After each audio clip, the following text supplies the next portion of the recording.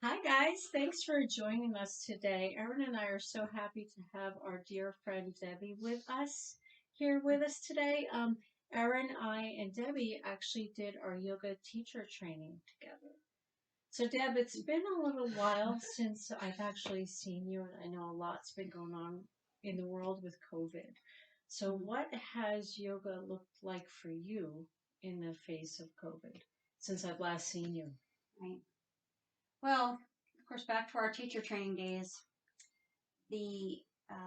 one of the things that we're taught that we need to have our daily practice. And, I really love my yoga space at home and it's comforting, but COVID has really tweaked that in the wrong way. I have tried to, when we had live stream classes that we could participate in, it was always, okay, well, I'm going to sign up for one. But I'm working from home.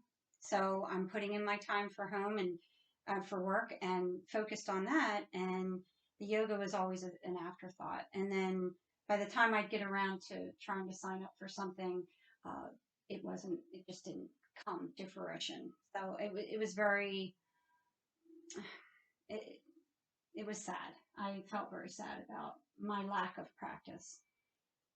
Things that, life just gets in the way, even though we seem to have a lot more time on our hands. But still, when we have to work from home, it's just such a different, the routine is totally shifted. And I so when the agree. routine shifts, you're inside, like everything, the way you feel about it has shifted. So I felt lost without it. And I know that the rare days that I do come to it, I can find something online that I can do. I feel so much better. My days are brighter. My mood really lifts quite a bit with yoga. So, to at this point now, we're going into the winter months when COVID's getting crazy again.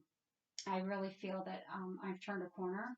So especially with you ladies, it's been a huge honor for me to be together with you guys, and um, you know, just lighting that spark again has been wonderful. And, every day, if even do a little meditation is helpful.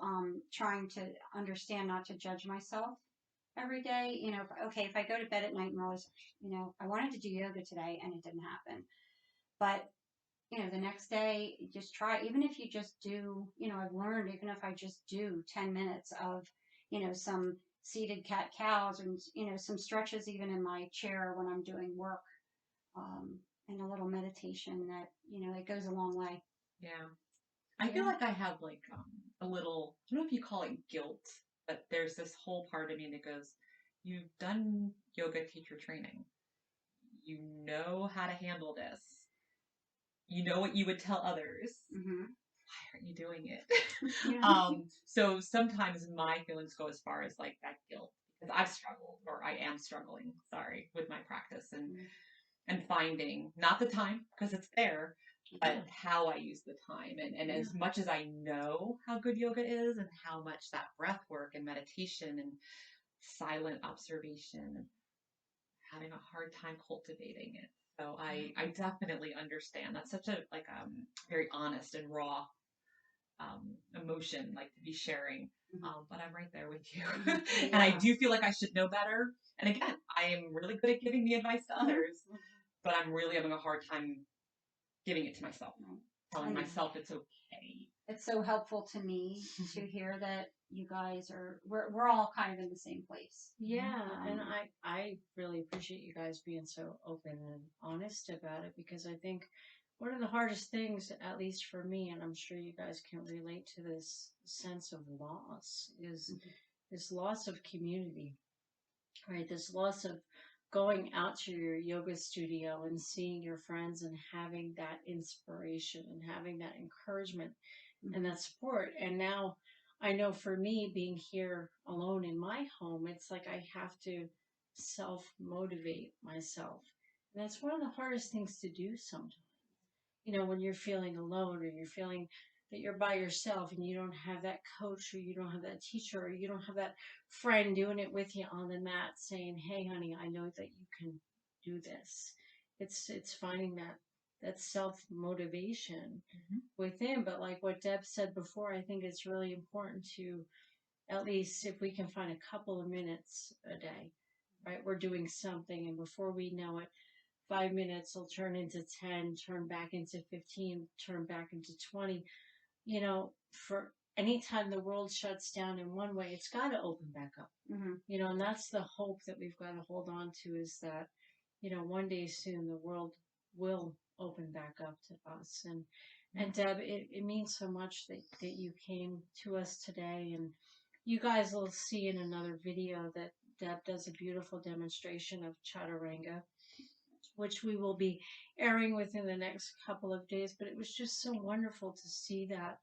Um, you're doing yoga again, and see your beautiful poses, and just sharing time with you again was just so beautiful, and we're so grateful to have you.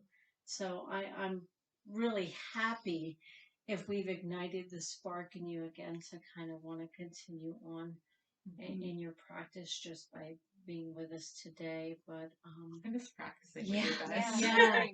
yeah, yeah, and I think we can all admit to the fact that we miss that sense of community. Yeah.